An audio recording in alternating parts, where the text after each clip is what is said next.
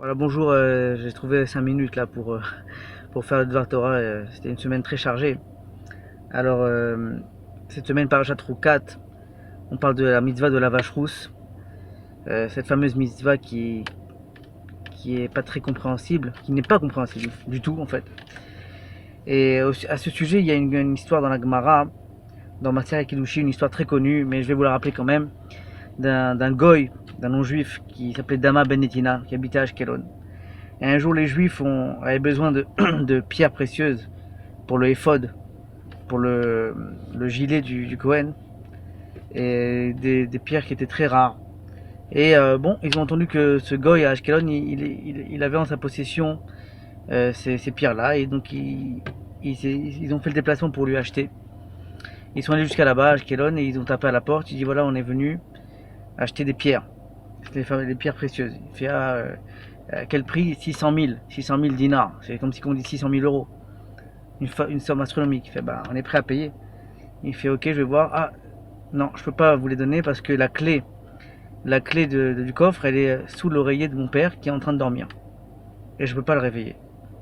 Il fait non mais tu rigoles ou quoi? On est obligé. Il fait non, je peux pas repasser.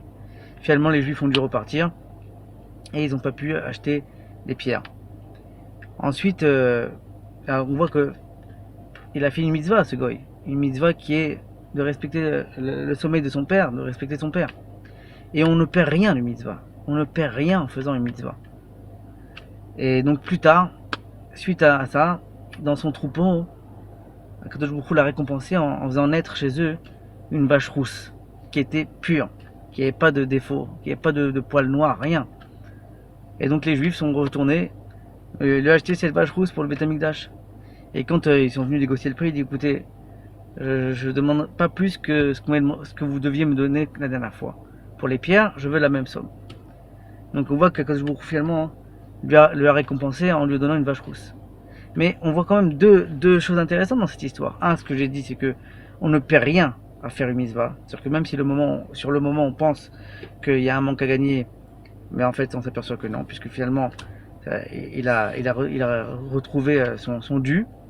Et deuxièmement, ce goy, il n'a pas de mitzvot. Les goys, ils ont que 7 mitzvot à faire. Et parmi les 7, il n'y a pas le respect des parents. Et on voit que même pour un acte sur lequel il n'était pas ordonné, sur lequel il n'avait pas de mitzvah, il a été récompensé. Qu'est-ce qu'on apprend? Que à plus forte raison, pour nous les juifs qui avons un ordre d'Oraita, dans les 10 commandements de la Torah, de respecter les parents, alachat kama vekama, à quel point on doit respecter nos parents, et quelle atzlacha, et quelles conséquences positives il y a à ça. Donc on retient ça, il faut retenir qu'on doit absolument faire attention à respecter les parents, et surtout de notre génération.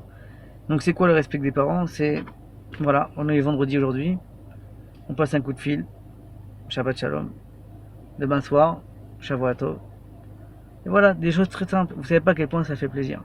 Et j'ai entendu d'un grand rave à Yerushalayim qui a dit un conseil, aussi appeler les grands-parents, ceux qui ont des grands-parents encore, appeler parce qu'ils sont souvent dans la solitude.